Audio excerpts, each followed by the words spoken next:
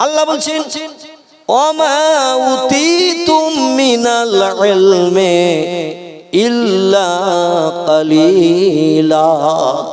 ও মানুষ, যত হাজার রকম যন্ত্র মেশিন তোমরা বানিয়ে মানুষের মুখে হাসি ফুটাও না কেন, তোমরা জ্ঞানের মাধ্যম দিয়ে বিশ্ব জয় করেছো, সাগরের পানির তলায় কি আছে তাও দেখিয়ে দিচ্ছ মানুষকে।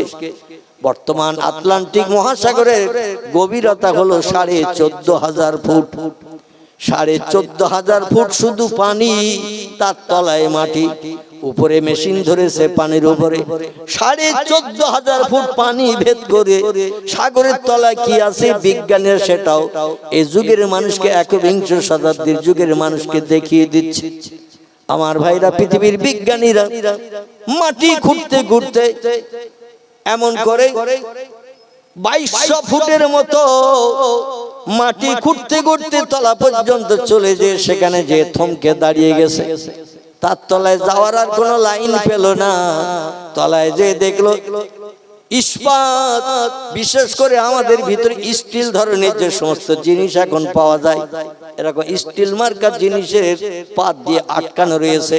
যে মেশিন দিয়ে খুঁড়ছে মাটি রাশিয়ার দেশে, পৃথিবীতে এমন করে জাপানের দেশে, তলা পর্যন্ত যে সেখানে থমকে গেছে, আর তলায় যেতে পারছে না। আল্লাহ বলল আমার জ্ঞানের উপরে তোমরা যেতে পারবে না, আমার কর্তৃত্বের উপরে যাওয়ার ক্ষমতা কিয়ামত পর্যন্ত তোমাদের হবে না, হবে না, হবে না। কারণ তোমাদের মগজের জ্ঞান আর আমি আল্লাহ আমার জ্ঞান কতটা একটু শুনে নাও। ও মানুষ বানিয়েছে আমি তোমাদের, পৃথিবীতে আমি পাঠিয়েছি তোমাদের, তোমাদের মগজের জ্ঞান কতটা একটু শোনো। ওমা উতিতুম মিনাল ইলমি ইল্লা কালিলা। তোমাদের মগজের জ্ঞান আমি আল্লাহ আমার জ্ঞানের কাছে সামান্যতম একটুখানি, ইল্লা কালিলা, একটুখানি জ্ঞান তোমাদের দিয়েছি।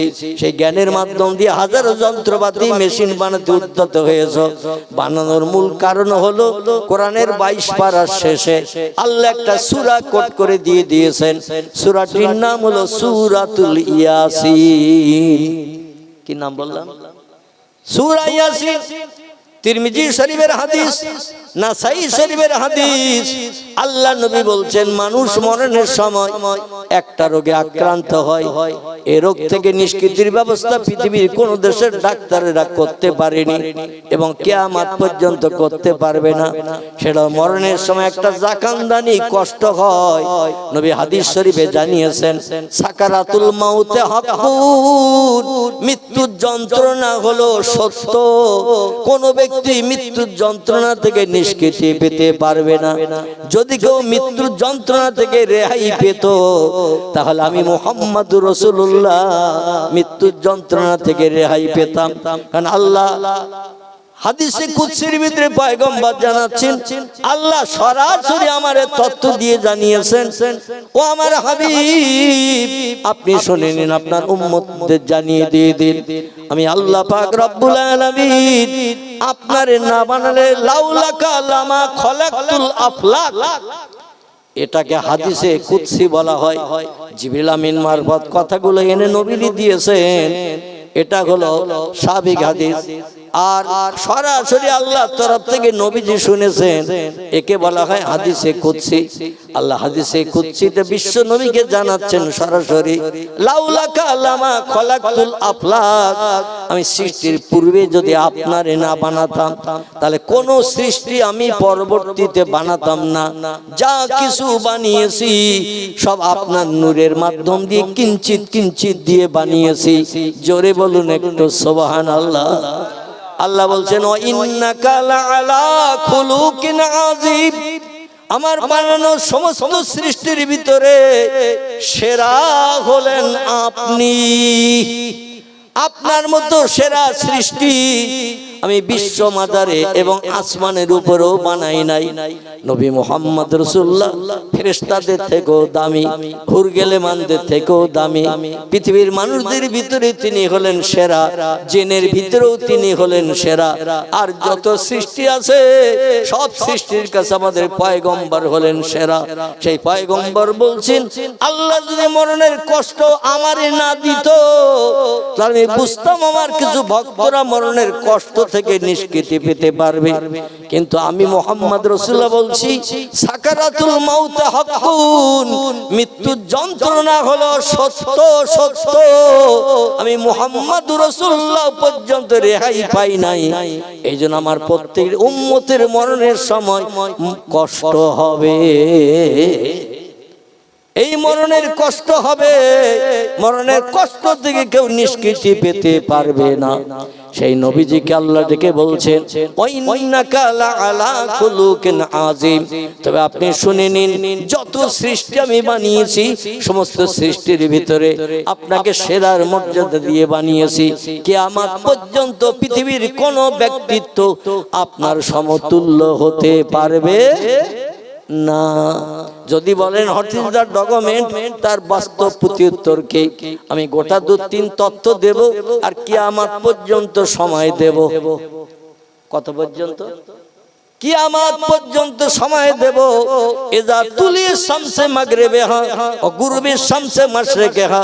হাদিস শরীফে আল্লাহ নবী জানিয়েছেন, যেদিন পশ্চিম দিক থেকে ভোরবেলা গাছের মাথা দিয়ে ডগমগ করে সূর্যোদয় হবে ও গুরুবি শামসে মাশরিকিহা, পূর্ব দিকে ওই সূর্য ডুবতে যাবে, সেদিন একটা ছোট্ট দিন বানানো হবে নবীজির কথা মোতাবেক। খামসিনা আলফা সানা মিম্মা তাউদ্দুন। জোরে বলুন একটু আল্লাহু আকবার। আচ্ছা, কোরআনের কথা সব সত্য না মিথ্যা? সবাই একমত? তাহলে পয়গম্বর মুহাম্মদ রাসূলুল্লাহর জবানি যারা হাদিস শরীফ বলা হয়, এগুলো সব মিথ্যা তো নাকি? একটা তো বলেছেন সত্য, কোরআনের কথা সত্য, তাই নবীর জবানি হাদিসগুলো সব মিথ্যা তো নাকি? আপনারা তো মেনে নিচ্ছেন দেখছি, কেউ কথা বলছেন না। সত্য, আলহামদুলিল্লাহ। তাহলে দুটো কিতাবই সত্য। আল্লাহর কোরআনে আছে 1450 বছর আগে লিপিবদ্ধ হয়েছে হযরত ওমর রাদিয়াল্লাহর জামানায়। পাক কালাম কোরআন মজিদ ওমর রাদিয়াল্লাহু আবু বকর সিদ্দিককে কোরআন নকল করতে বলেছিলেন, কারণ আহজাবের যুদ্ধে বহু কোরআনের হাফেজ মৃত্যুবরণ করেছিলেন। হযরত ওমর বললেন, আবু বকর রে, আল্লাহ নবী সাহাবী রে, এই হাফেজরা মৃত্যুবরণ করলে ভবিষ্যতে আর কোরআন পাওয়া যাবে না। এই জন্য হাফেজদের ডাকুন, যারা বেঁচে আছে 70 জনের মতো, কিছু কম বেশি, এদের ডাকুন, তাদের কাছ থেকে কোরআন একটা বানান। আবু বকর সিদ্দিক বললেন, ওমর, তোমার এই তথ্য আমি বাস্তবে রূপদান করতে পারবো না। নবীজির ইন্তেকালের পরে আমি রাষ্ট্রনেতা হয়েছি বলে মুসলিম জাহানের, তো আমার কাজ পক্ষে নতুন কোন কাজ করা সম্ভব হবে না। কারণ নবী জানিয়ে দিয়েছেন, কুল্লু বেদাতুন দালালাতুন কুল্লু দালালাতুন ফিন্নার।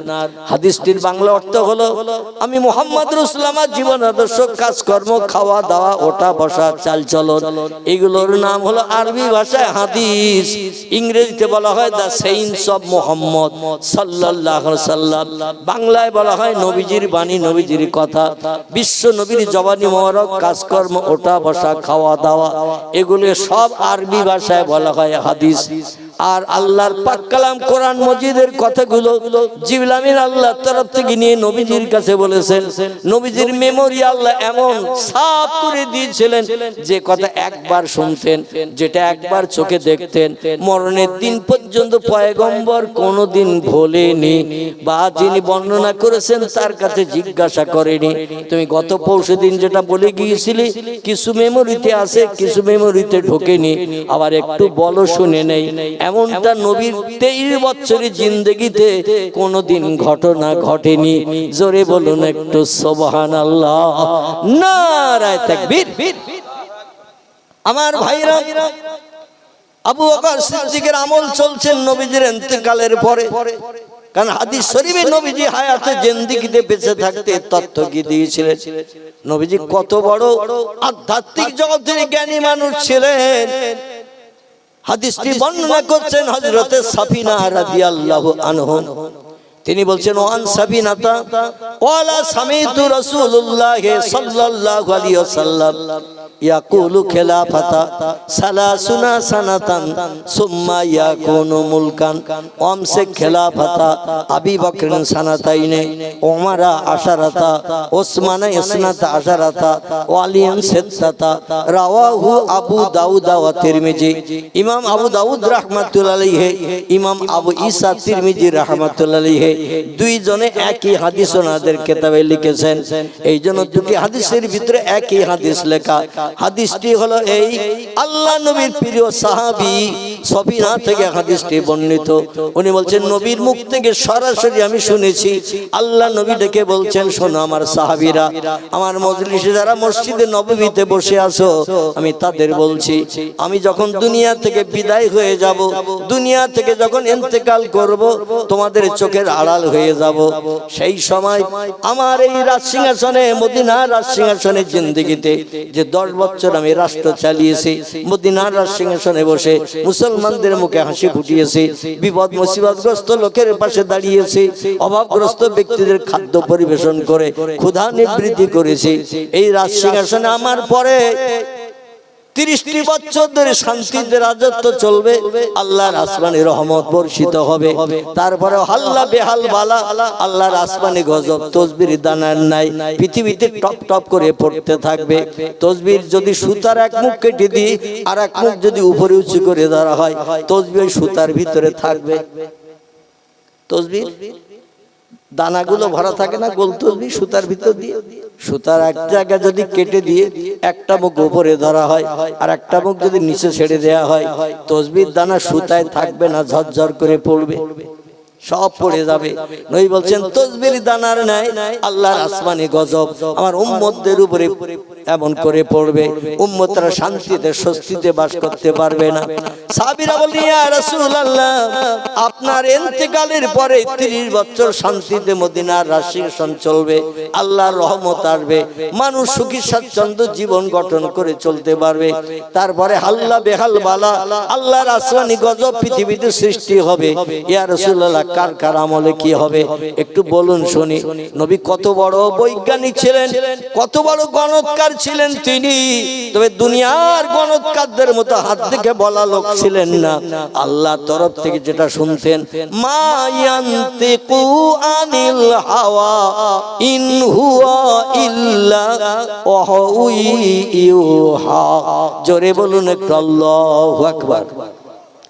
অসুবিধা হচ্ছে না তো আপনাদের? আমি শুধু কেচ্ছা কাহিনী বলবো না এই জন্য, কারণ শুধু কেচ্ছা কাহিনী বললে সেই মজলিসে আল্লাহর রহমত আসে না। যে মজলিসে কোরআন হাদিসের কথা বলা হয়, আল্লাহ খুশি হয়ে যে রহমতের দরজা ওই মজলিসে খুলে দেয়। আপনাদের অসুবিধা হচ্ছে না তো? যদি বলেন হুজুর গাড়িটা একটু ঘুরিয়ে যে রাস্তা দিয়ে এসেছে ওই দিকে উল্টো দিকে যান, তাহলে আর সরবেরিয়া মুখে যাব না, আবার ঘুরিয়ে ঘটপুকুর মুখে গাড়ি ঘুরিয়ে নিয়ে যাব, কারণ আমি এখন স্টারিং হাতে নিয়ে ড্রাইভার হয়ে বসে আছি, আপনারা যাত্রী। যদি বলেন এই কোরআন হাদিসের ওয়াজ ভালো লাগতেছে না, তাহলে আবার আমি প্রয়োজন হলে স্টারিং ঘুরিয়ে এই মঠবাড়ির মোড়ের থেকে গাড়ি ঘুরিয়ে আবার মালঞ্চে হয়ে ঘটপুকুরের দিকে কলকাতার দিকে নিয়ে যাব, কারণ আমি ড্রাইভার, এখন যেদিকে বলবেন সেদিকে যাব। এখন অসুবিধা হচ্ছে না তো আপনাদের? আলহামদুলিল্লাহ। আর অসুবিধা হওয়ার কথা নয়, কারণ সত্য কথা কোনো ব্যক্তি শুনতে আপত্তি দর্শায় না, সত্য কথা শুনতে কেউ আপত্তি করে না। সত্যর জয় সব সময় আসে না, নাই সব সময় আসে। আল্লাহ নবী বললেন, ইয়াকুলু খিলাফাতা সালাসুনা সানাতান, আমার ইন্তেকালের পরে 30 বছর শান্তিতে মদিনার রাজসিংহাসন চলবে, আল্লাহর রহমত মুসলমানদের উপরে বর্ষিত হবে। সুম্মা ইয়াকুনু মুলকান, তারপরে রাজা ছেলে রাজা হবে, বাদশা ছেলে বাদশা হবে, অযোগ্য ব্যক্তি রাজসিংহাসনে বসবে, আল্লাহ পাক খুশি হয়ে যায় আসমানি গজব আমার উম্মতির উপরে নিক্ষেপ করবে। জোরে বলুন একটু নাউজুবিল্লাহ। নবী ভবিষ্যৎবাণী করে বললেন, আবু বকর সানাতাইনে, আমার পরে রাজসিংহাসন যখন খালি হয়ে যাবে, ইন্তেকাল করে যখন কবরস্থ হব, ইন্নাহু মাইয়িতুন ওয়া ইন্নাকুম মাইয়িতুন সুম্মা ইন্নাকুম ইয়াউমাল কিয়ামাতি ইনদা রাব্বিকুম লা তাকতাসিমুন। আল্লাহ পাক বলেছেন ইন্নাকা মাইয়িতুন ওয়া ইন্নাকুম মাইয়িতুন সুম্মা ইন্নাকুম ইয়াউমাল কিয়ামাতি ইনদা রাব্বিকুম লা তাকতাসিমুন। ও হাবিব মুহাম্মদ রাসূলুল্লাহ, আপনি সৃষ্টির সেরা হলো, আপনার একদিন মরণ হবে। আল্লাহ বলেন আপনার একদিন মরণ হবে। ইন্নাহুম মাইয়িতুন, পৃথিবীতে যত সৃষ্টি আছে, হুয়া হুয়া হুয়া হুমা হুম, হুয়া মানে হলো এক বচন, হুমা মানে হলো দ্বিবচন, হুম মানে হলো বহু বচন। যত সৃষ্টি পৃথিবীতে আছে সব সৃষ্টির মরণ হবে। এখন একটা ছোট্ট প্রশ্ন আপনাদের কাছে রাখি, আমরা যারা সৃষ্টির শ্রেষ্ঠ জীব, আমাদের মরণ হবে কবার? আমরা সৃষ্টি তো সেরা, সূরা ৩ আল্লাহ জানিয়ে দিয়েছেন, আর সন্দেহ করার অবকাশ নাই। এখন এই সৃষ্টির সেরা জীব মানুষ, এদের মরণ হবে কবার? আলহামদুলিল্লাহ। আপনারা বলতে পারেন কিছু? দুবার না তিনবার? আমার ভাইরা, সমস্ত সৃষ্টির মরণ হবে একবার। সেই মরণ হলেই পৃথিবীর মরণ। এই পৃথিবীর মরণের পরই আল্লাহ কোরআনে সূরা বাকারায় বলছেন সুম্মা ইহয়িকুম, মরণ বরণ করলে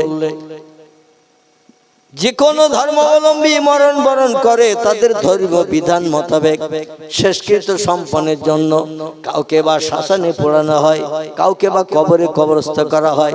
আবার পারসিক যারা অগ্নি উপাসক, আগুন পূজা করে, যারা আগুনকে স্রষ্টা বলে মান্যতা দিয়ে আগুনের কাছে মাথা নত করে সেজদা করে যারা, এদের বলা হয় পারসিক অগ্নি উপাসক। এরা কিন্তু কবরেও যায় না, শ্মশানেও পড়ে না, মারা গেলে মাথায় কোমরে দড়ি বেঁধে কাঁদি নিয়ে ফাঁকা মাঠে ফেলে দেয়। এরা হলো পারসিক। যেমন আমাদের ভারতের প্রধানমন্ত্রী, মিসেস প্রধানমন্ত্রী ইন্দিরা গান্ধীর স্বামী ছিলেন পারসিক। তার নাম কি ছিল কেউ একটু বলতে পারবে? ইন্দিরা গান্ধীর স্বামীর নাম যদি না পারেন তাহলে আমি বলবো, কিন্তু পারেন কেউ? ইন্দিরা গান্ধীর স্বামী ছিলেন পারসিক অগ্নি উপাসক, তার নাম ছিল ফিরোজ। কি নাম বললাম? ফিরোজ। ফিরোজ আমাদের মুসলিম নাম ছিল। তো ও মুসলিম হলো, অগ্নি উপাসনা করতেন, আগুন পূজা করতেন। এদের ধর্মীয় বিধান হলো মারা গেলে মাজায় কোমরে দড়ি বেঁধে কাঁধে করে নিয়ে ফাঁকা মাঠে ফেলে দিয়ে দাও। যত জীব জন্তু পছন্দ করে খেয়ে কমপ্লিট করে দিয়ে দেবে। এটাই হলো ওদের মরণের পরে ধর্মীয় বিধান। আমাদের ধর্মীয় বিধান কবর দেওয়া, হিন্দু জৈন শিখ ভাইদের ধর্মীয় বিধান শ্মশানের চিতায় আগুন দিয়ে পুড়িয়ে দেওয়া। আল্লাহ বলছেন শোনো, পুড়িয়ে যখন দিল তুমি তো শেষ হয়ে গেলে, তাই বলে ধারণা করিও না ওই তোমার মরণই শেষ। সুম্মা ইহয়িকুম, সূরা কোরআনের সূরা বাকারায় আল্লাহ তথ্য কোট করছেন, তোমাদের কিন্তু আবার জিন্দা করা হবে। যদি বলেন বিশ্বাস করি না, আপনি কাফেরে রূপান্তরিত হবেন। কারণ কোরআনের একটা কথা কোন মুসলমান মানতে যদি অস্বীকার করে আপত্তি দর্শায়, বিশ্বাস করতে যদি আপত্তি করে, শরীয়তের ফতোয়ার কিতাবে সব লেখকের একমত, ওই লোকটার মুসলমান থাকবে না, তার ঠিকানা হবে জাহান্নাম, কাফেরদের ঠিকানা জাহান্নাম। আল্লাহ কোরআনে সূরা বাকারায় বলছেন ইন্নাল্লাযীনা কাফারু ওয়া কাযযাবু বিআয়াতিনা উলাইকা আসহাবুন নারি হুম ফিহা খালিদুন। জোরে বলুন একটু আল্লাহু আকবার। আল্লাহ বলছেন আমাকে না দেখে যারা বিশ্বাস করলো না, আমি আছি একজন মালিক, আমারে দেখতে পাবে না, না দেখে বিশ্বাস করতে হবে। এই তাম বিশ্ব ব্রহ্মাণ্ডের মালিক একজন আছেন, নাম কি তার একটু জোরে বলেন? তাম বিশ্ব ব্রহ্মাণ্ডের মালিক একজন আছেন, তার নাম কি? তার নাম আল্লাহ সুবহানাহু তাআলা। যার স্ত্রী নাই, পুত্র নাই, বংশ নসল, বাপ মা, আপনজন, চাচা চাচি, দাদা দাদি কেউ নাই। আল্লাহ কোরআনে সূরা ইখলাসে তত্ত্ব কোট করে দিয়ে আমাদের মগজ সাফ করে দিয়েছেন। পৃথিবীতে ইসলাম ধর্ম ছাড়া আর যত ধর্মাবলম্বী আছে তাদের পূর্বর বউ আছে, বাচ্চা কাচ্চা সব আছে, তাদের প্রভুর বউ আছে, ভগবান ভগবতী, এমন করে নারায়ণ নারায়ণী। এভাবে ইতিহাস আলগা করলে দেখা যায় যত নাম এসেছে সব নামের পাশে একটা স্ত্রীলিঙ্গের চিহ্ন খুঁজে পাওয়া গেছে। গড গডেস, ঈশ্বর ঈশ্বরী, নারায়ণ নারায়ণী, ব্রহ্মা ব্রহ্মী, ভগবান ভগবতী, মানে স্রষ্টা আছে, তার বউ আছে। আমাদের আল্লাহর কি কোনো স্ত্রী টিস্ত্রী আছে বলে মনে হয়? কুল হুয়াল্লাহু আহাদ আল্লাহুস সামাদ। আল্লাহ বলছেন, হাবিব আপনার উম্মতদের জানিয়ে দিন আমার আল্লাহ হলেন একক, আল্লাহুস সামাদ, আল্লাহ হলেন মুখাপেক্ষীহীন, কারো সাহায্যের প্রয়োজন কোনোদিন করেন না, তিনি একাই অল ইন অল। জোরে বলুন একটু সুবহানাল্লাহ। লাম ইয়ালিদ, তার কোনো সন্তানাদি নাই, ওয়ালাম ইউলাদ, আমাদের মতো তিনি কারো পেট থেকে জন্মগ্রহণ করেন নাই। তিনি অতীতে ছিলেন একা, বর্তমানে আছেন একা, ভবিষ্যতেও থাকবেন একা। ওয়ালাম ইয়াকুল লাহু কুফুয়ান আহাদ, সব সৃষ্টির নেতৃত্ব তারই হাতে। জোরে বলুন একটু আমিন। সেই খোদার কসম, এই বিশ্বাসটা যদি আপনি হৃদয়ের ভিতরে পোক্ত করে রাখেন, আপনি হলেন ঈমানদার। একদিন না একদিন আপনার জন্য আল্লাহর জান্নাত হালাল হয়ে যাবে, কোনো সন্দেহ নাই। এই বিশ্বাসটা যদি হৃদয়ে পোক্ত করে আমল করে রেখে দিয়ে দেন, আমার ভাইরা, নবী বললেন আবু বকরের সানাতাইনে, আমার ইন্তেকালের পরে সাহাবীদের ভিতরে সব থেকে ভালো মানুষ হিসাবে বিবেচিত হবেন যিনি, তার নাম হলো আবু কুহাফার বেটা, নাম তার আবু বকর সিদ্দিক। সমস্ত মদিনার সাহাবায়ে কেরাম, ইমানদার মুমিন মুসলমানদের ভিতরে সব থেকে দামি ব্যক্তিত্ব হিসাবে বিবেচিত হবেন যিনি, নাম তার আবু বকর। আল্লাহ নবী হায়াতে জিন্দেগিতে বলেছেন, আমি মুহাম্মদ রাসূল আমাকে বাদ দিয়ে আমার মুহাব্বতের সাহাবী আমার শ্বশুর মশাই আবু বকরের নেকি সব সৎ কাজগুলো দাড়ি পাল্লার একদিকে যদি চাপানো হয়, আর একটা দিক যেটা খালি, দাড়ি পাল্লা দুটি পাল্লা দুই দিকে থাকে না, থাকে না?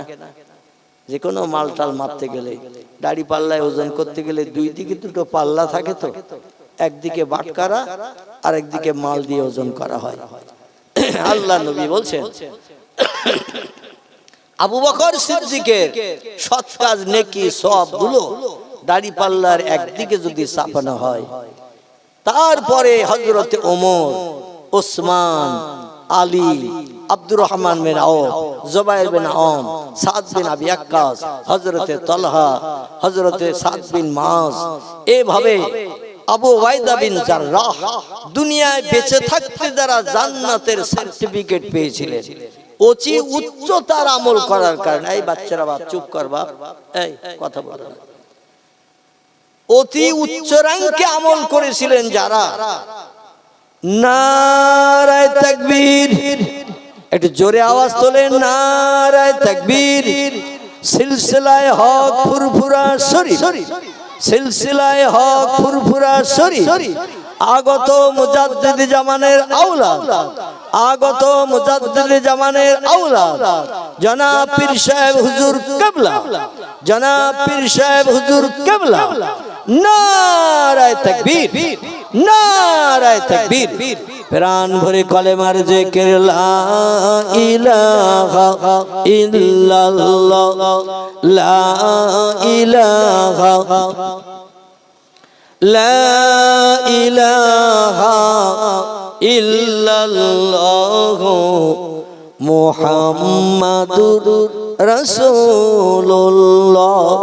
কাক ডাকে কাকা রবে, কাক ডাকে কাকা রবে, কোকিলের স্বর মধুর লাগে, ডাকে সেই হেমন্তের হাওয়ায়, আল্লাহ ছাড়া মাবুদ নাই, বলো লা ইলাহা ইল্লাল্লাহ, লা ইলাহা লা ইলাহা ইল্লাল্লাহ মুহাম্মাদুর রাসূলুল্লাহ।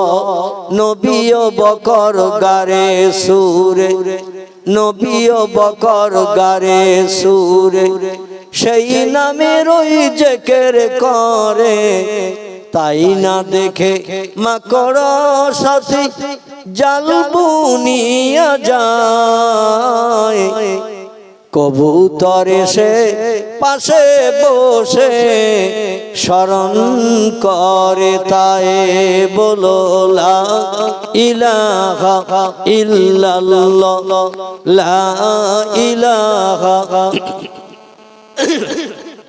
লা ইলাহা ইল্লাল্লাহ মুহাম্মাদুর রাসূলুল্লাহ। হুজুর আসছেন তো নাকি? তো উনি এসে বললেন যে হুজুর আসছে, তাকবীর দিতে। আল্লাহু আকবার। যাই হোক, একটা উড়ো খবর আমাকে দেয়া হলো, যার কারণে আমি আপনাদের নিয়ে আল্লাহর একত্ববাদের ভাষা পবিত্র কলেমা শরীফের জপ কয়েকবার একটু করে নিলাম। কিন্তু হুজুরের আগমন না দেখার কারণে জিজ্ঞাসা করলাম, ওনারা বলছেন না, হুজুর বিশ্রাম নিচ্ছেন, এখন আসছেন না। তাহলে উড়ো খবরটা হঠাৎ আসলো, মানে নিয়ে আসলো কে? আল্লাহু আ'লামু বিমুরাদিহি। যাই হোক, আমি একটু কোরআনের মর্যাদা সম্পর্কে আলোচনা করার উদ্দেশ্যে পাক কালাম কোরআন মাজিদ থেকে ছোট্ট ছোট্ট 3টে আয়াত শরীফ পূর্বে রেখেছিলাম। সে আয়াতের দিকে এখনো যেতে পারি নাই। মানে কোরআন যে সত্য ধর্মগ্রন্থ, আল্লাহ কোরআনের শুরুতে ইন্ট্রোডাকশন, সূচনা ভূমিকাতে জানিয়েছেন যালিকাল কিতাবুল লা রাইবা ফীহি। আয়াতটির বাংলা অর্থ হলো ওই কিতাব। জালিকা শব্দের বাংলা অর্থ হলো ওই, হাজা মানে হলো এই। কোরআন এখন আমাদের কাছে না দূরে? একটু কথা বলেন।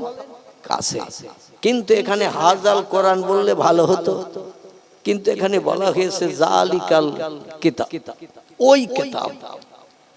ওই কিতাব বলতে এটাই বোঝায় যেটা পূর্বে লৌহে মাহফুজে আরশ পাকের উপরে আল্লাহ সংরক্ষিত করে রেখেছিলেন।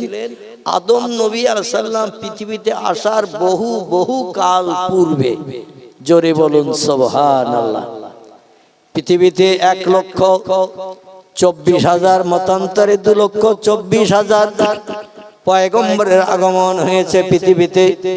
কোন পয়গম্বরের উম্মতের কল্যাণের জন্য, উপকারের জন্য আল্লাহ লৌহে মাহফুজে সংরক্ষিত কোরআন পৃথিবীতে পাঠান নাই।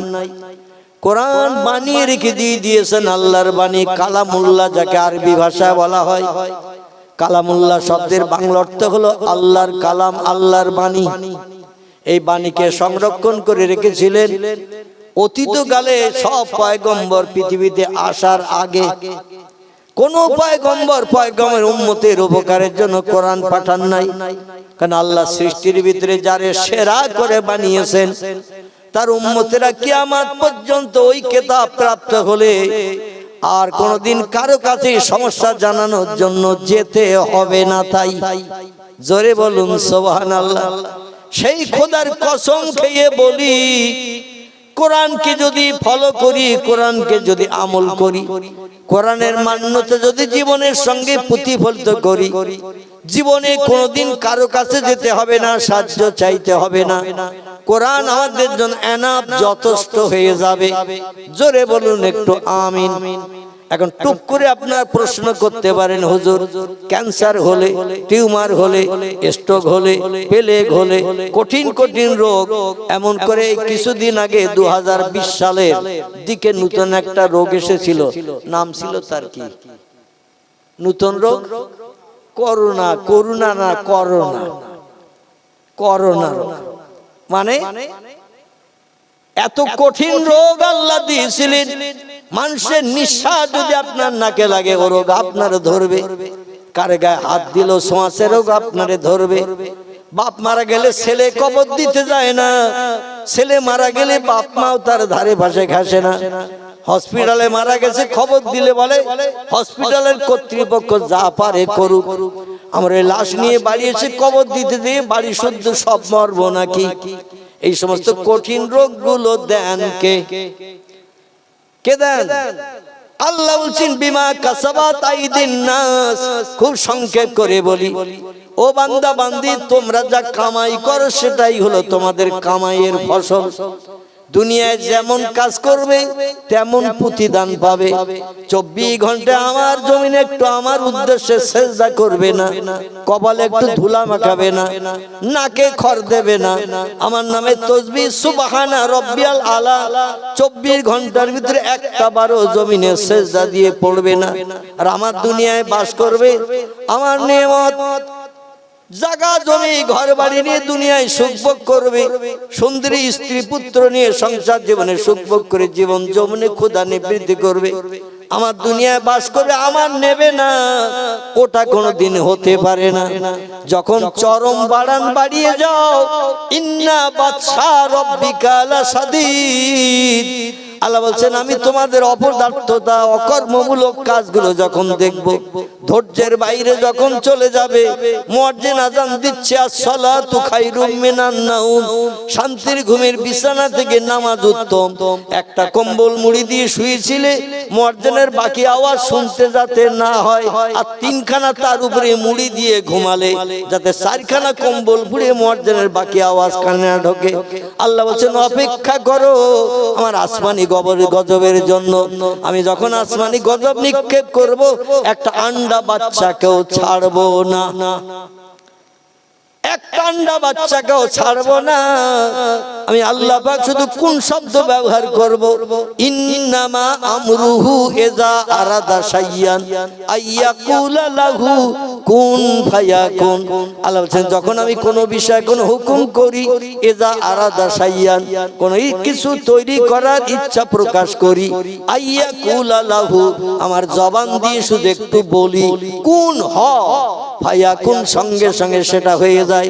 আমার কোনো কিছু বানাতে তৈরি করতে 1 সেকেন্ডের জায়গায় 2 সেকেন্ড সময় কোনদিন লাগেনি, ভবিষ্যতও লাগবে না। আমি চিরজীবন্ত, চির অমর, চির শক্তিশালী। আমার শক্তির সঙ্গে পাল্লা দিয়ে কোনো বিজ্ঞান দর্শন ইঞ্জিনিয়ার ডাক্তার মাস্টার ভূতত্ত্ববিদ আমার সঙ্গে পাল্লা দিয়ে কোনদিন জয়ী হতে পারবে না। তবে আমি তোমাদের কাছে দায়িত্ব দিলাম, কিয়ামত পর্যন্ত সময় দিলাম, পশ্চিম দিক থেকে যেদিন সূর্য উঠবে পূর্ব দিকে ডুবতে যাবে সেদিন একটা ছোট দিন বানাবো। আল্লাহ নবী বলছেন 50 আলফা সানা মিম্মা তাউদ্দুন, সে দিনটা হবে দুনিয়ায় 24 ঘন্টা যে দিন গণনা করো, 30 দিনে মাস গণো, 365 দিনে বছর গণো, এইভাবে গুনতে থাকবে। 50,000 বছর যত ঘন্টা হয় এত ঘন্টা গুনতে থাকবে, তারপর আমি একটা দিন শেষ করব। আল্লাহ এটা পারবেন না, পারবেন না। একটা দিন বানাবেন 50,000 বছরের সমান, আল্লাহ সেই দিনটা বানাবেন। আল্লাহ বলছেন ও বিজ্ঞানীরা, দার্শনিকেরা, ইঞ্জিনিয়ার, ডাক্তার, মাস্টারেরা, গোটা 3 জিনিসের কথা বললাম, সময় দিলাম কিয়ামত পর্যন্ত, একটু চেষ্টা চালাও আমার সমসাময়িক সমকক্ষ হতে পারো কিনা। আল্লাহ কোরআনে বলছেন বিসমিল্লাহির রহমানির রহিম, তুলিজুল লাইলা ফিন নাহারে ওয়া তুলি নাহারা ফিল লাইল ওয়া তুখরিজুল হাইয়া মিনাল মাইয়িতি ওয়া তুখরিজুল মাইয়িতা মিনাল হাইয়্যি ওয়া তারযুকু মান তাশাউ বিগাইরি হিসাব। জোরে বলুন একটু আল্লাহু আকবার, আর একটু গলা ছেড়ে বলুন। আল্লাহ বলছেন 3টি দায়িত্ব দিলাম আমার সমকক্ষ হতে, আমার উপরে যেতে। যতদিন বাঁচবো আল্লাহর নাম নেব না, তাহলে ইবলিস শয়তানের ভাইরা ভাই হতে আর অসুবিধা হবে? আল্লাহর নাম নেব না, আল্লাহর নামের আওয়াজ জবান দিয়ে তুলব না, তাহলে ইবলিস শয়তানের ভাইরা ভাই হতে অসুবিধা হবে? হবে না। আমরা কেউ চাই ইবলিস শয়তানের ভাইরা ভাই হয়ে চির জাহান্নামী হয়ে যায়? কথা বলেন একটু। আমরা কেউ চাই না। এই জন্য আরেকটা বার আল্লাহর বাণী আমি কোরআন পাকের সূরা ওয়াকিয়া থেকে ছোট্ট ছোট্ট গোটা কয়েক আয়াত আপনাদের কাছে রেখেছি। এই যে কোরআনের আয়াতগুলো রেখেছি ছোট্ট ছোট্ট গোটা কয়েক আয়াত, এই কথাগুলো সব কার কথা? আল্লাহু আকবার। আচ্ছা, কে কে ইতিকাফের নিয়ত করে বসে আছেন একটু হাত তুলে দেখান তো দেখি। ইতিকাফের নিয়ত, ইতিকাফ বোঝেন তো নাকি? হ্যাঁ বোঝেন? কি মাসে হয় ইতিকাফ? কি মাসে করতে হয়? আল্লাহু আকবার। একটু জোরে বলবেন, আমি আবার একটু কান কালা মতো ভাব হয়ে আছে। একটু জোরে না বললে আমার কান পর্যন্ত আওয়াজ আসবে না, আর আওয়াজ না আসলে আমি উত্তর দিতে পারবো না। আমি আপনাদের সঙ্গে একটু কথা কথন করে সীমিত কিছু সময় বিরক্ত করে চলে যাব। কম বেশি আপনারা জানেন আমি দীর্ঘ 4 বছর কঠিন রোগে আক্রান্ত থেকে ঘরের ভিতরে আবদ্ধ ছিলাম। লক্ষ লক্ষ আপনাদের মতো আমার ভক্ত মহব্বতের মানুষদের খাস দোয়ার বরকতে চোখের পানির কারণে আল্লাহ কবরে যাত্রীকে এখন চেয়ারে বসিয়েছে। আমার বাঁচার কোনো উপায় ছিল না। 3.5 বছর একটানা কলকাতায় বসিরহাট থেকে কলকাতায় যেতে হয়েছে একদিন বাদ একদিন ডায়ালিসিস করতে। আমার 2টো কিডনি ড্যামেজ, কোনো কিডনিতে কাজ করতো না। এই জন্য একদিন বাদ একদিন আমাকে যেতে হয়েছে কলকাতায় 3.5 বছর ডায়ালিসিস করতে। বাড়ি থেকে বেরিয়ে বাড়ি ফিরতে 9.5 ঘন্টার মতো সময় লাগতো। 4 ঘন্টা শুধু বেডে শুয়ে থাকতে হতো। রক্ত বার করে নিয়ে মেশিনে শোধন করে আবার দেহে ঢুকিয়ে দেয়া হতো, পানিগুলো বার করে দেয়া হতো। 3.5 লিটার 4 লিটার 4 লিটার 200 পর্যন্ত পানি একদিন বাদ একদিন আমার দেহ থেকে বিজ্ঞানী পরিকল্পনায় মেশিনের মাধ্যম দিয়ে বার করে দিয়েছে। 4 লিটার 200 পর্যন্ত, তার উপরে আর বার হয়নি। 3 লিটার 3.5 লিটার অটোমেটিক বার হতো। 3.5 বছর ডায়ালিসিসের পরে কলকাতা আর.এন. টেগোর হসপিটাল, মুকুন্দপুর জায়গাটির নাম গড়িয়ার কাছাকাছি, দেবী শেঠির হসপিটাল, আমেরিকান মানুষ। টোটাল কলকাতার ভিতরে সব থেকে বড় বেসরকারি হসপিটালের নাম আর.এন. টেগোর। এর বাংলা নাম হলো রবীন্দ্রনাথ ঠাকুর হসপিটাল। এই হসপিটালে গত 2024 সালের 18 তারিখ জানুয়ারি অপারেশনের পরে 6 মাস ঘরের ভিতরে আবদ্ধ ছিলাম। তারপরে আস্তে আস্তে একটু বাইরে বেরিয়েছি। আমার পেশাবের জায়গা আলাদা, পায়খানার জায়গা আলাদা, খাওয়ার ঘটি বাটি থালা সব আলাদা, কেউ তাতে কিছু করতে পারত না। ডাক্তারের নির্দেশ মেনে চলতে হয়েছে 4 বছর। আর আপনাদের মতো মহব্বতের ভক্তদের চোখের পানি আল্লাহ কবুল করে নিয়ে অধমকে কবরের যাত্রী থেকে উঠিয়ে চেয়ারে বসিয়েছে। আমি সেই অধম। সংক্ষেপ 2-4 কথা আলোচনা রাখবো, রাতের গভীরে আপনাদের কষ্ট দেব না। তবে কোরআন কার বাণী একটু জোরে বলুন। আল্লাহ কোরআনে সূরা ওয়াকিয়ায় বলছেন তানজিলুম মির রাব্বিল আলামিন। আমি সমস্ত সৃষ্টির মালিক। মাইকের একটু জোর কম করে দেন, কুকু করলে হবে না। আমি সমস্ত সৃষ্টির মালিক। খলাকাস সামাওয়াতি ওয়াল আরদ। আমি কোরআন পড়বো, তার মানে বলবো, সীমিত ব্যাখ্যা যদি প্রয়োজন হয় করব। লম্বা কিসসা কাহিনী আপনাদের কাছে রাতের গভীরে ঘুম কামাই করে করব না, আর আপনার ঘুম কামাই করাবো না। খুব সংক্ষেপে কোরআনের আয়াত পড়ব, পয়গম্বরের হাদিস শরীফ, যেখানে কোরআনের আয়াতের হাদিসের প্রয়োজন নাই সেখানে হাদিস বলবো না, যেখানে হাদিসের প্রয়োজন কোরআনের আয়াতের সঠিক সিদ্ধান্ত নাই সেখানে 2-1টা হাদিস আপনাদের কাছে পরিবেশন করব, যাতে আমাদের মেমোরি মগজ সাফ হয়। সকলে বলুন একটু আমিন। আল্লাহ বলছেন তানজিলুম মির রাব্বিল আলামিন। আমি তোমাদের পরওয়ারদিগারে আলাম আল্লাহ সুবহানাহু ওয়া তাআলা আমার তরফ থেকে একটি শেষ আসমানি কিতাব বিশ্ববাসীর কল্যাণের জন্য পৃথিবীতে পাঠিয়েছি জিবরিল আমিন মারফত মুহাম্মাদুর রাসূলুল্লাহর কাছে। বোঝা গেল? জিবরিল আমিন ইনি হলেন ওহী বাহক। আল্লাহর তরফ থেকে কোনো কথা নিয়ে পয়গম্বরদের কাছে এনে দিতেন যিনি, এনার নাম হলো জিবরিল আমিন। যদি আপনাদের মেমোরিতে আমার কথা বুঝতে অসুবিধা হয় সঙ্গে সঙ্গে নক করবেন, আমি আবার একটু ভেঙে পরিষ্কার করে দেওয়ার চেষ্টা করব। আর যদি আপনারা বুঝতে পারেন তাহলে আর ইতিকাফের নিয়ত ভাঙতে হবে না। যদি বুঝতে না পারেন তখন একটু নক করবেন, আমি আবার একটু ভালো করে ভেঙে বলার চেষ্টা করব। তবে ভেঙে বলার চেষ্টা করব তখন ইতিকাফের নিয়ত ভাঙবেন যখন। বোঝা গেল তো? আচ্ছা, ইতিকাফ কি মাসে করতে হয়? রমজানে। তো কাল সকাল থেকে রমজান শুরু হবে তো নাকি? কাল সকাল থেকে? তাহলে রমজান আসতে এখনো বাকি আছে না নাই? এই যে মাস যাচ্ছে, মাসটি হলো জমাদিউল আউয়াল মাস। খুব ভালো করে শোনেন, এই যে আরবি মাস যাচ্ছে এই মাসটির নাম হলো জমাদিউল আউয়াল মাস। সম্ভবত আজকের দিনটা ছিল 29শে জমাদিউল আউয়াল। তারপরে আগামীতে যে মাস আসছে এই মাসটির নাম হলো জমাদিউল সানি। তারপরে যে মাস আসবে তার নাম হলো রজব। তারপরে যে মাস আসবে তার নাম হলো শাবান। তারপরে যে মাস আসবে ওই মাসে একটু ইতিকাফের গন্ধ পাওয়া যাবে। তাও প্রথম দশকে নয়, দ্বিতীয় দশকে নয়, তৃতীয় দশকে, মানে শেষ দশকে 20 থেকে নিয়ে 30। এই সময় অধিকাংশ মানুষ মসজিদের কোণে সলিমউদ্দিন চাচা, আব্দুল করিম দাদা, আব্দুর রহমান ভাই লোটা কম্বল নিয়ে 10 দিনের জন্য মসজিদের কোণে জায়গা খুঁজে নেয় না তো নাকি? আচ্ছা, কেউ যদি এসে বলে চাচা আসরের আজান হয়ে গেছে, ইতিকাফ করা লোকের কাছে এসে যদি বলে চাচা আসরের আজান হয়েছে, চাচা যদি বলে এখনো মুয়াজ্জিন আসেনি, ও লোকটার ইতিকাফ থাকবে?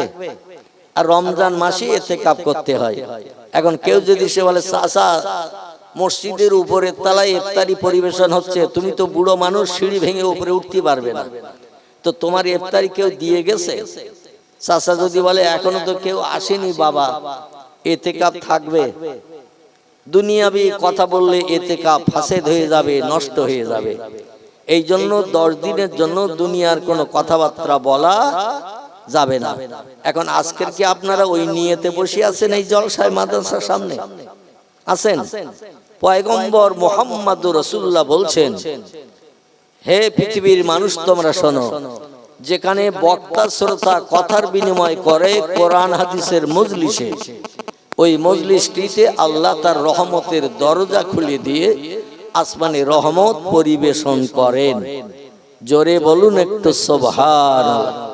আমরা আল্লাহর রহমত চাই না? চাই। পয়গম্বর মুহাম্মদ রাসূলুল্লাহ এক টানা 10 বছর মসজিদে নববীর ভিতরে সাহাবীদের আপনাদের মতো বসিয়ে নিয়ে আল্লাহ নবী একটা পাথরের মেম্বারের উপরে বসে ওয়াজ করেছেন এক টানা 10 বছর। আমাদের দেশে জলসায় একটা বক্তা কভার করে ওয়াজ করে। কভার একটা বক্তা যেদিন জলসা হয় সেদিন কভার স্টেজে বসে ওয়াজ করে।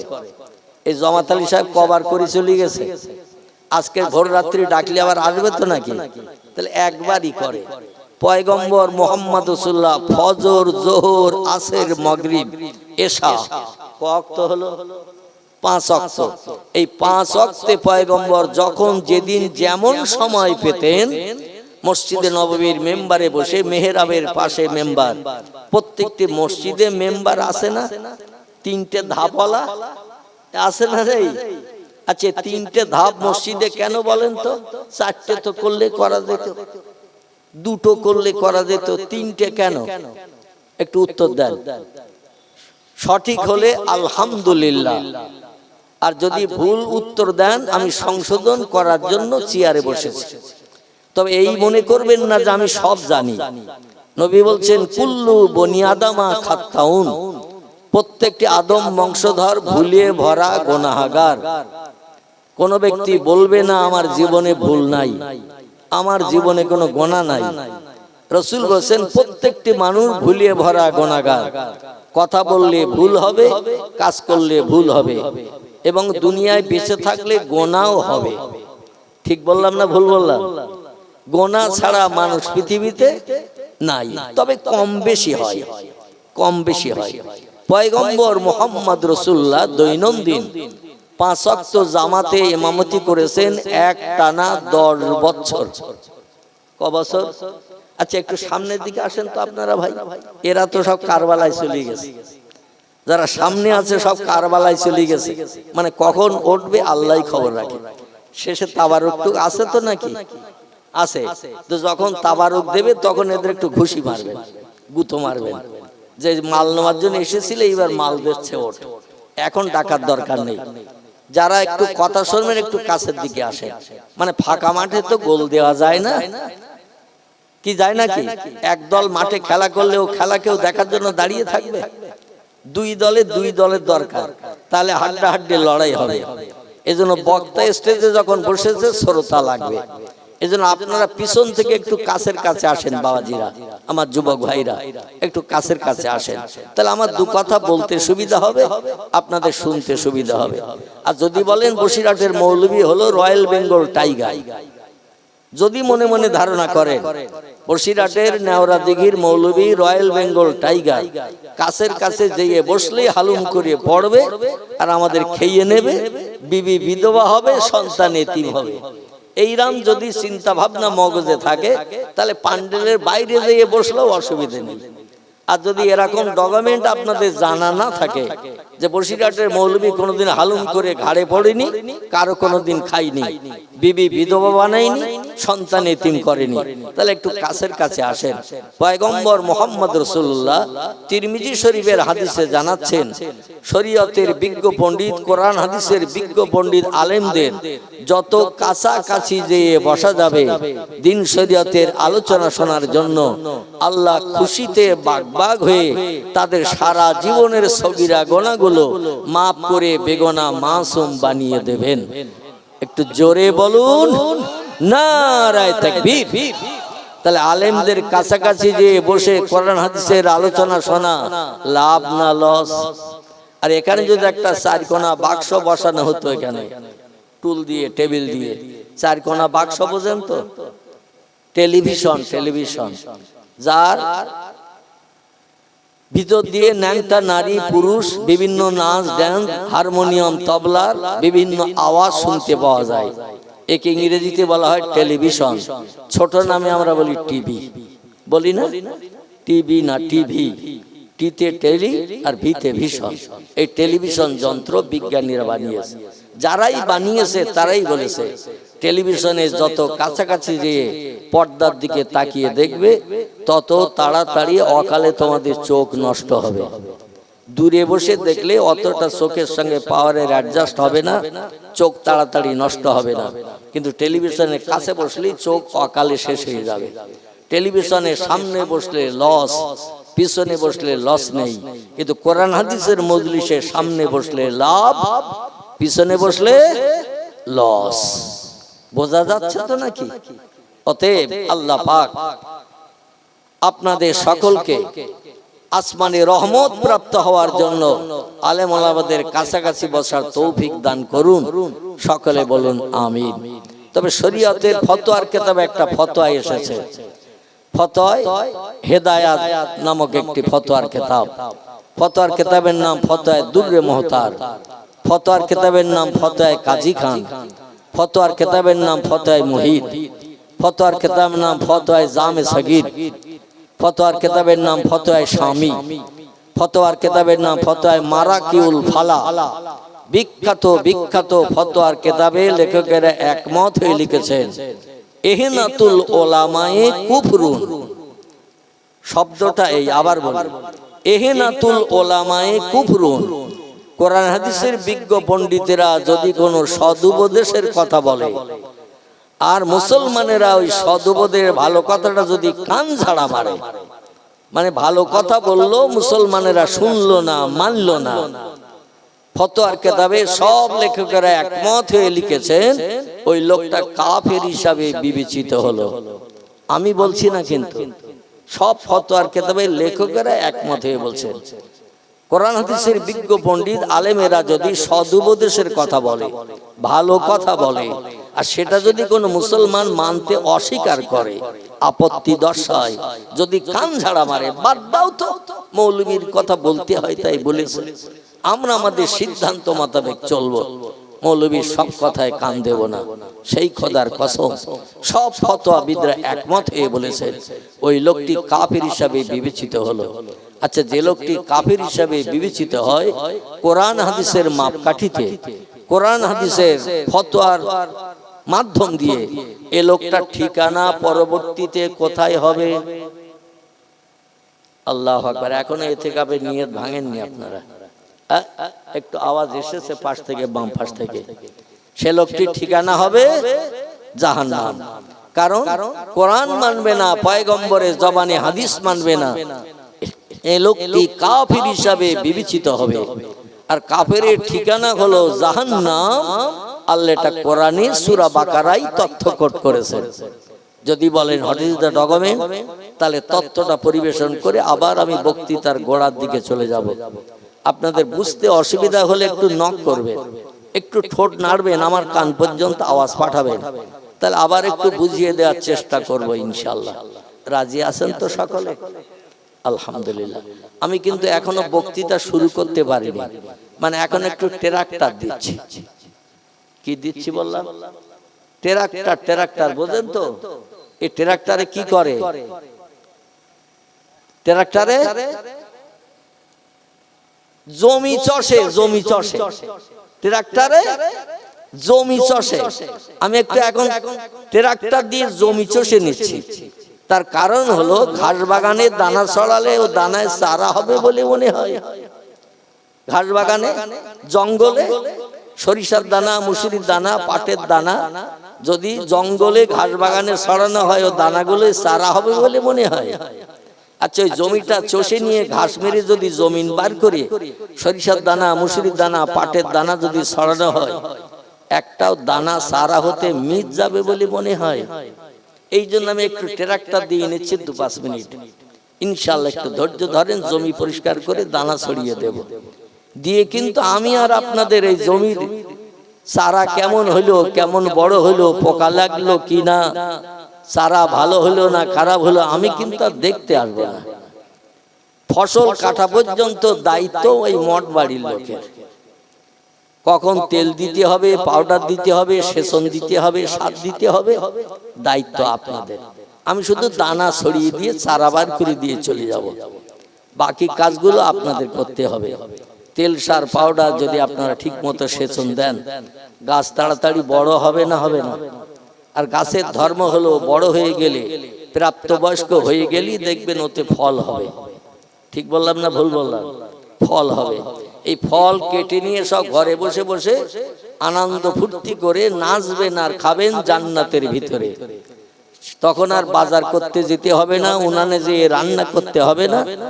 শুধু মনে মনে ধারণা করবেন আল্লাহ আপনার এই পরিশ্রম করা ফসল আপনার জন্য সামনে জান্নাতি হুর গেলেমানদের দিয়ে, শুধু তাই নয় 70টা করে স্ত্রী হবে এক একটা যুবকের। তিরমিজি শরীফের হাদিস। এক একটা যুবকের পরিবেশনের জন্য, সেবা করার জন্য আল্লাহ পাক 70টা করে যুবতী স্ত্রী বানিয়ে দেবেন। দুনিয়ায় একটা যুবকের কটা বউ রাখা শরীয়তের বিধান আছে? শরীয়তে জায়েজ আছে কটা বউ রাখা? একটু কথা না বলে আমি বলবো কি করে? আল্লাহু আকবার। কটা? 4টে। পেলাম কোথায়? আল্লাহ কোরআনে সূরা বাকারায় এবং সূরা আল ইমরানের ভিতরেও তথ্য কোট করে দিয়ে দিয়েছেন। ফানকিহু মা তাবা লাকুম মিনান নিসা মাসনা সুলাসা ওয়া রুবা ফাইন খিফতুম আল্লাহ তাআদিলু ফাওয়াহিদাতান আল আখির। কোরআনের আয়াত। আমরা 4টে বিয়ে করার বিধান পেলাম আল্লাহর বাণী পাক কালাম কোরআন মজিদ থেকে। আল্লাহ জানালেন ফানকিহু, তোমরা নিকাহ করো, বিবাহ করো। আচ্ছা, আপনাদের কাছে একটা ছোট্ট প্রশ্ন রাখি, অসুবিধা বোধ করবেন না তো কিছু জিজ্ঞাসা করলে? যদি উত্তর না জানা থাকে উত্তরটা দিয়ে দেব, আপনাদের সন্দেহ দূর হবে।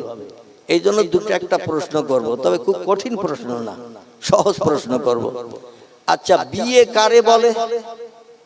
বিয়ে কেউ জানেন না? আচ্ছা, বিয়ে করেননি কে কে সে একটু হাত তোলেন তো দেখি। যারা বিয়ে করেছেন তারা তো অবশ্যই জানে বিয়ে কারে বলে। উনি বোধহয় বিয়ে করেন, মানে উনি ঠিক মতো জ্ঞানী ব্যক্তি কিনা আমি ঠিক বুঝতে পারছি না।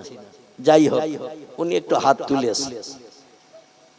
বিয়ে তারে বলে একটা নারী একটা পুরুষের সঙ্গে ইসলাম শরীয়তের বিধান মোতাবেক আংশত কমপ্লিট করা।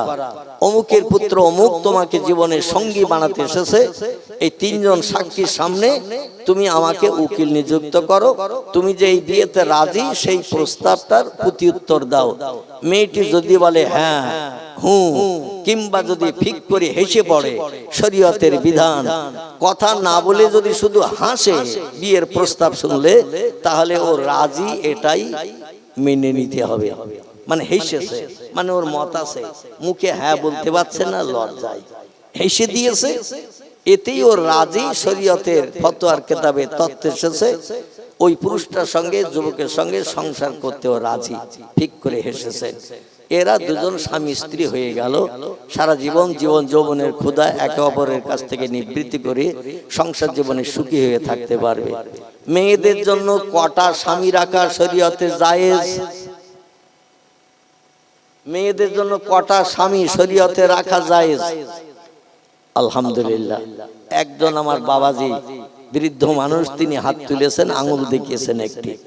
আর আপনারা কেউ তো হাতটা তুললেন না, জবানের কণ্ঠের আওয়াজও আমি অধম আমার কানে পৌঁছালেন না।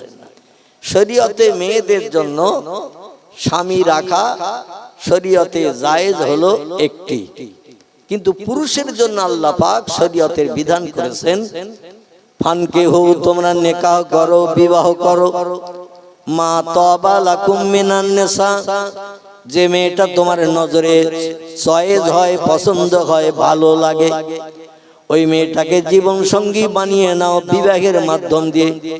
আল্লাহ যে বিবাহ বন্ধন জান্নাতুল মাওয়ার ভিতরে আদম নবী এবং মা হাওয়ার সঙ্গে যে বিবাহ বন্ধন বানিয়ে দিয়েছিলেন, সেই বিবাহ বন্ধন এখনো পৃথিবীতে চালু আছে। জোরে বলুন একটু সুবহানাল্লাহ।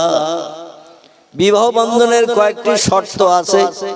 ছেলেটা প্রস্তাব দেবে, মেয়েটা সেটা কবুল করবে। তাহলে যে আগে প্রস্তাব দেয় তার দাম বেশি না যে গ্যাট হয়ে বসে থাকে তার দাম বেশি? বিয়ের সময় মেয়ের দাম বেশি না ছেলের দাম বেশি? বিয়ের সময় হিসাব করলে দেখা যায় ছেলের কিন্তু দাম নাই, দাম কিন্তু মেয়ের। ছেলে উপজে যায় মেয়ের বাড়ি, মেয়ে উপজে বিয়ের সময় ছেলের বাড়ি আসে না। ঠিক বললাম না ভুল বললাম? এজন্য শরীয়তে মেয়ের দাম কিন্তু এখানে বেশি। ও গ্যাট হয়ে বাপের বাড়ি বসে থাকে, আর ছেলেটাকে উপজে যেতে হয় সেখানে জীবনের সঙ্গী বানাতে। তারপরে ওই মেয়েটাকে নিয়ে জীবন সঙ্গী বানাবে, শরীয়তের বিধান মোতাবেক তাকে একটা মোহরানা আদায় করতে হয়। এই মোহরানা মেয়েকে দিতে হয় না, দিতে হয় ছেলেকে। ঠিক বললাম না ভুল বললাম? এত টাকা মোহরে এওয়াজে তোমার সঙ্গে বিবাহ দেয়া হলো, একটা মোহর বাঁধতে হয়। তবে নবী মুহাম্মদ রাসূলুল্লাহ জানিয়েছেন ছেলের অবস্থা বুঝে মোহরানা ধার্য করবে। বর্তমান বাজার মূল্য বেশি বলে তুমি 10 লাখ টাকা, 5,51,000 টাকা মোহর বাঁধিও না। ওই ছেলেটার আর্থিক অবস্থার খবর নাও কেমন আছে। নগদ মোহর পরিশোধ করার বিধান শরীয়তে আছে। বাকি বিয়ে পড়ানো শরীয়তে নিষিদ্ধকরণ করেছে, কিন্তু শরীয়তে যেটা নিষিদ্ধ সেইটাই আমরা ব্যবহার করি, আর যেটা শরীয়ত পছন্দ করেছে সেটা আমরা দূরে ঠেলে রাখি। অধিকাংশ ব্যক্তি স্ত্রীকে বিয়ে করে বাড়ি এনেছে মোহর ধার্য করে, কিন্তু শরীয়তের বিধান হলো স্ত্রীকে ব্যবহার করার আগে মোহর পরিশোধ করতে হবে। মোহর যদি পরিশোধ না করো, তার গুপ্তাঙ্গের ইজ্জতের মূল্য যদি না দাও, ওই স্ত্রী তুমি ব্যবহারের উপযুক্ত হিসাবে পাবে না, তাকে ব্যবহার করতে পারবে না। যদি মোহর না দিয়ে তুমি পুরুষ ব্যবহার করো, তাকে জীবন যৌবনে ক্ষুধা নিবৃত্তি করো, তাহলে তোমার জন্য ওটা শরীয়তে হারাম কাজ হবে। কি কাজ? হারাম কাজ হবে, জেনার তোহমতের মতো কাজ হবে, এবং যা বাচ্চা হবে বাচ্চা হারামজাদা হওয়া আবশ্যক হবে। ও বাচ্চার শরীয়ত বৈধ বাচ্চা হবে না, মোহরানা শোধ করতে হবে। এখন মোহরানা যদি নগদ টাকা দিয়ে শোধ করতে না পারেন, বিভিন্ন জিনিসের মাধ্যম দিয়ে স্ত্রীর কাছ থেকে মোহরানা আদায় করে নেওয়া যায়। 100 বাদাম ভাজা দেওয়াও যায়, একটা পানের খিলি দিয়ে স্ত্রীর কাছ থেকে মোহরানা আদায় করা যায়, 1 প্যাকেট বিস্কুট দেওয়া যায়। তবে মোহরানার দামটা ধার্য করে বলতে হবে, এই পানটার দাম আমার মোহরানায় 5,01,100 টাকা কি 51 টাকা ধার্য করেছিল, পানটার এই দাম। যদি তুমি আমার কাছ থেকে কিনে নাও, তাহলে আমি তো স্ত্রী হিসাবে গণ্য করে আমার পাশে শোয়ার জায়গা দেব, অন্যথায় তোমার জায়গা আলাদা, আমার জায়গা আলাদা।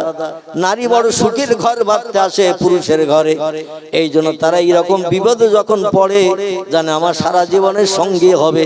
ও 5,01,151 টাকাও মাঝে মাঝে একটা পান কিনে নেয়। দেখবেন যে কোনো জিনিস খরিদ করে নাই, ও তখন বলে আমি ঋণগ্রস্ত আছি তোমার কাছে, ওই পানটার মাধ্যম দিয়ে আমি মোহরানা ঋণটা পরিশোধ করে নিলাম। জোরে বলুন সুবহানাল্লাহ। স্ত্রীকে ব্যবহার করলে শরীয়তে অবৈধ হবে না। ওই স্বামী স্ত্রী মিলনে যত সন্তান হবে, এটা আব্দুল কাদের জিলানীর মতো সন্তান হওয়া অসম্ভব নয়, খাজা মঈনুদ্দিন চিশতির মতো সন্তান হয় কোন রকম অসম্ভব নয়। পিরানে পীরদাস থেকে মহিউদ্দিন আব্দুল কাদের জিলানী, ইরাকের বাগদাদের জমিনের বিশ্ববিখ্যাত তামাম ওলিদের সেরা ওলি যিনি, তার মতো মানুষ হতে অসুবিধা হবে না। ফুরফুরার পীর আবু বকর সিদ্দিক আল কুরাইশির মতো মানুষ হতে কোনো অসুবিধা হবে না। কিন্তু মোহর আদায় না করে যদি স্ত্রীরা ব্যবহার করেন, স্ত্রী যদি সন্তান সম্ভব হয়, ও সন্তান কিন্তু হারামজাদা হবে। বাপেরে বাপ বলবে না, মারে মা বলবে না, মাঝে মাঝে বলবে ইংরেজি ভাষায় get out of the room. বাপ বলে তোরে মাধ্যমিক ফার্স্ট ডিভিশনে পাস করিয়েছি, 3টে প্রাইভেট মাস্টার রেখে ইংরেজির পোকা হয়ে গেছিস তুই, তুই পানি চাস না বলিস ওয়াটার দাও। বিভিন্ন ভাষায় তুই ইংরেজিতে কথা বলিস, ইংরেজির পোকা হয়ে গেছিস। তুই আমারে তুই আঙুল লম্বা করে কি বলিস আমি বুঝি না। ছেলে বলে get out of the room. বাপ বলে আমি চাষিবাসী মানুষ, ইংরেজি ভালো বুঝি না, বল ইংরেজির বাংলা অর্থ কি। ছেলে তখন বলছে এই ঘর থেকে বেরিয়ে যাও, এই ঘরে তোমার আর থাকার জায়গা নাই। আমি স্টেজে আসার সময় একজন বাবাজির কাছে শুনছিলাম, সম্ভবত 4-5টি তার ছেলে, এই 4-5টি ছেলের ভিতরে ছোট ছেলেটা তার বিরুদ্ধে কেস করে দিয়েছে। অবশ্য বাড়িতে নাই, খবরে শুনলাম, সত্য মিথ্যা আপনারাই জানেন। এলাকার মানুষ বর্তমানে বাপের নামে কেস করেছে জায়গা জমি আত্মসাৎ করার জন্য। পিতা যত সময় বেঁচে থাকবে সম্পত্তি তার ছেলেদের নামে মেয়েদের নামে লিখে দিল। সে যদি বলে আমার মরণ পর্যন্ত আমারই দায়িত্বে থাকবে, মরে গেলে তোরা ভাগ বটরা করে নিবি, বাপের উপরে কথা বলার অধিকার কোনো সন্তানের নাই। আজকে বিভিন্ন দূর রাজ্য থেকে বা দূর এমন করে জায়গায় থেকে বাবার সঙ্গে অশান্তি করছে, জায়গা জমি সব আমারে ছেড়ে দিতে হবে, দিতে হবে। নাউজুবিল্লাহি মিন জালিক। আল্লাহ কোরআনে তত্ত্ব কোট করলেন 4 পারায়, বিসমিল্লাহির রহমানির রহিম, ওয়াবুদুল্লাহা ওয়ালা তুশরিকু বিহি শাইয়্যাও ওয়াবিল ওয়ালিদাইনি ইহসানা। জোরে বলুন একটু আল্লাহু আকবার, আর একটু জোরে বলুন। আল্লাহ কোরআনে 4 পারায় তত্ত্ব কোট করে দিলেন, ও সৃষ্টির শ্রেষ্ঠ জীব মানুষ, যত সৃষ্টি আমি পৃথিবীতে পাঠিয়েছি দুনিয়ার সৌন্দর্য শ্রীবৃদ্ধির জন্য, দুনিয়ার দৃশ্য দেখে তোমাদের মনোরঞ্জন করার জন্য। তাই পৃথিবীতে আমি 18,000 মখলুক সৃষ্টি পাঠিয়েছি, যাতে দুনিয়ার মোহমায় তোমরা পরিব্যাপ্ত হয়ে যাও, দুনিয়ার মোহে তোমরা পতিত হও, দুনিয়া তোমরা ছাড়তে না চাও। এরকম সুন্দর সৌন্দর্য মণ্ডিত করার জন্য আমি 18,000 সৃষ্টি পৃথিবীতে পাঠিয়েছি।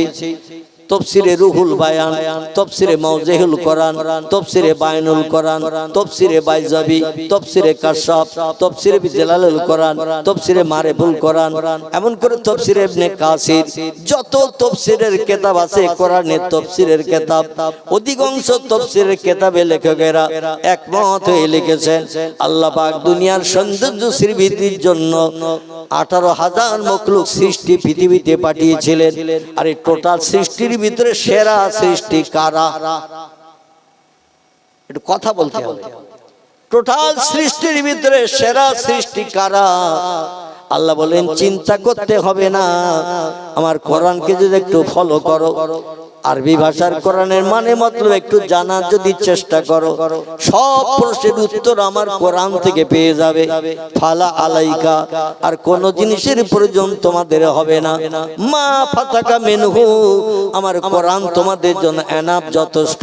কোন বিজ্ঞানের কাছে যেতে হবে না, দার্শনিকের কাছে যেতে হবে না, ইঞ্জিনিয়ারের কাছে যেতে হবে না, ডাক্তারের কাছে যেতে হবে না, মাস্টারের কাছে যেতে হবে না, ভূতত্ত্ববিদের কাছে যেতে হবে না, ঐতিহাসিক কাছে যেতে হবে না, মৌলবীদের কাছে যেতে হবে না, থানার ওসির কাছে যেতে হবে না, প্রধানের কাছে যেতে হবে না, মেম্বারের কাছে যেতে হবে না, পাড়ার মোড়লের কাছেও যাওয়ার দরকার হবে না। আমার কোরআন তোমাদের জন্য যথেষ্ট। জোরে বলুন একটু সুবহানাল্লাহ, নারায়ে তাকবীর। সেই কোরআনে আল্লাহ তত্ত্ব কোট করে দিলেন 18,000 সৃষ্টি মখলুক যা পৃথিবীতে পাঠিয়েছে কারা শ্রেষ্ঠ যাচাই করতে গেলে তোমাদের লম্বা সময় দিতে হবে। কার গায়ে শক্তি ক্ষমতা বেশি, কার বুদ্ধি বেশি, তার কার জ্ঞান বেশি, কে খেতে পারে বেশি, কে বেশি দিন হায়াতে বেঁচে থাকে, এই রকম নিয়ে তোমাদের রিসার্চ করতে সময় লাগবে, হয়তো বুড়ো বয়স পর্যন্ত। আমি আল্লাহ অত সময় দিয়ে তোমাদের মগজ ঘামাতে বলি না। ও মানুষ তোমরা শোনো, আমার কোরআন পাকের শেষের দিকে একটা সূরা কোট করে দিয়েছি। সূরাটির নাম হলো সূরাতুত তিন। কি নাম বললাম? সূরাতুত তিন। এই সূরার ভিতরে আমি আল্লাহ তত্ত্ব কোট করে দিয়ে দিলাম।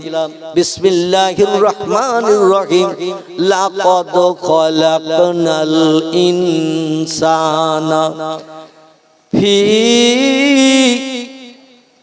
আহসানি তাকবীম। গলা ছেড়ে বলুন আল্লাহু আকবার। আল্লাহ পাক বলছেন যত সৃষ্টি চোখে দেখতে পাও, যত সৃষ্টি চোখে দেখতে পাও না, সব সৃষ্টির ভিতরে আমি সেরা করে বানিয়েছি ইনসান জাতিকে।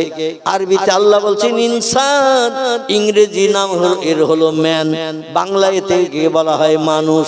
আল্লাহ বলছেন মানুষ জাতিকে সমস্ত সৃষ্টির ভিতরে সেরা করে বানিয়েছি।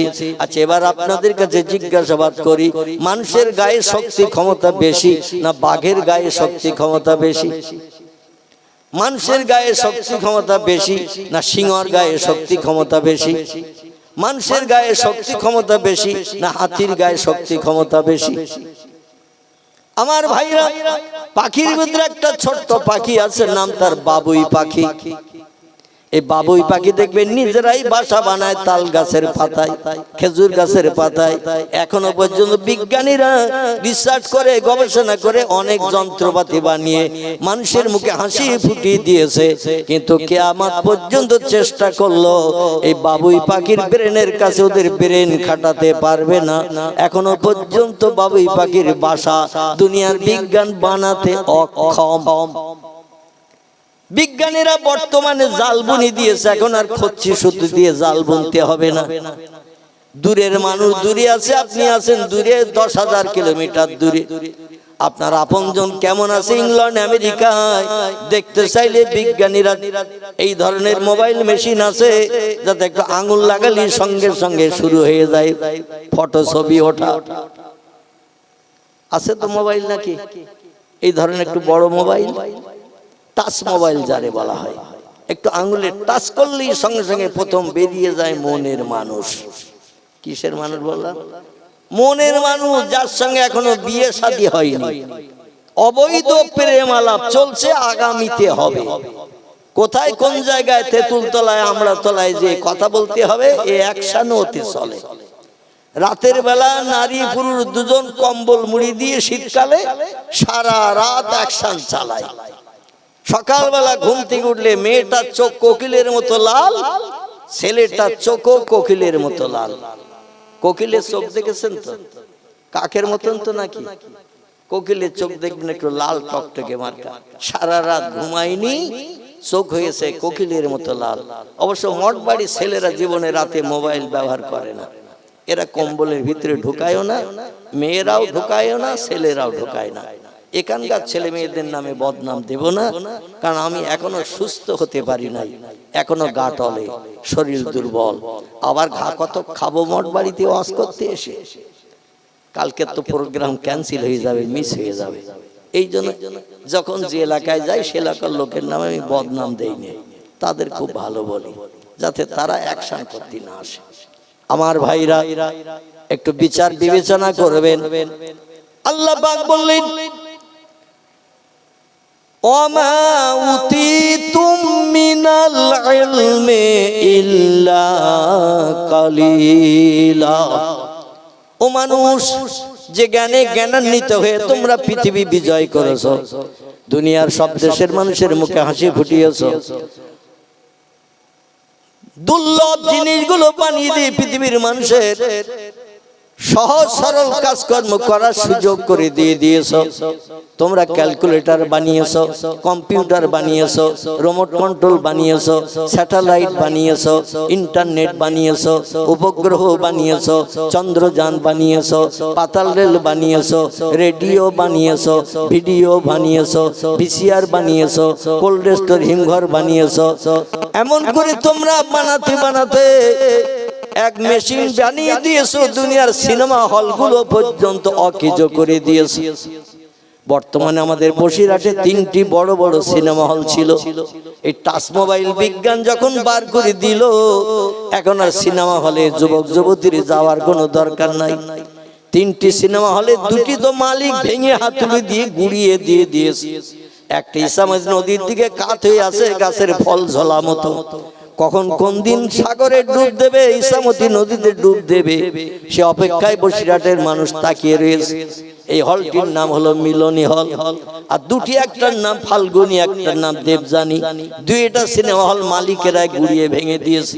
কারণ এখন মানুষ আর সিনেমা হলে ফটো দেখতে যায় না, ছবি দেখতে যায় না, পকেটে হাত দিলে সিনেমা হল বেরিয়ে যায়। এর নাম হলো মোবাইল মেশিন। ঠিক বললাম না ভুল বললাম? মোবাইল মেশিনের মাধ্যম দিয়ে তাম বিশ্ব বিজয় করে দিয়েছে বিজ্ঞানীরা, মানুষের মুখে হাসি ফুটিয়েছে। তাই বলে কি বিজ্ঞানীরা আমার আল্লাহর উপরে জ্ঞানী নাকি? আল্লাহর উপরে জ্ঞানী, আল্লাহর উপরে শক্তিশালী, আল্লাহর উপরে ক্ষমতাবান, আল্লাহ থেকে বেশি দিন তারা হায়াতে বেঁচে থাকবেন বলে মনে হয়? থাকবে নাকি? আসুন টুকটুক করে একটু তথ্যের দিকে এগিয়ে যাই। অসুবিধা হচ্ছে না তো আপনাদের? আমি একটু কোরআনের কথা বলছি, কারণ এই মাদ্রাসায় কোরআন শরীফ পড়ানো হয়। কেন মাদ্রাসায় কোরআন শরীফ পড়ানো হয়? ছেলে মেয়েদের কেন পড়াতে হবে? কোরআন আমাদের কি উপকার করবে? একটু সময় দেন, আমি আস্তে আস্তে এবার দানা ছড়ানো শুরু করব। আল্লাহ যাতে কোরআনের মহব্বত, ভালোবাসা আমাদের প্রত্যেকের হৃদয় অন্তরে গাঢ়তর তৈরি করে দেয়। সকলে বলুন আমিন।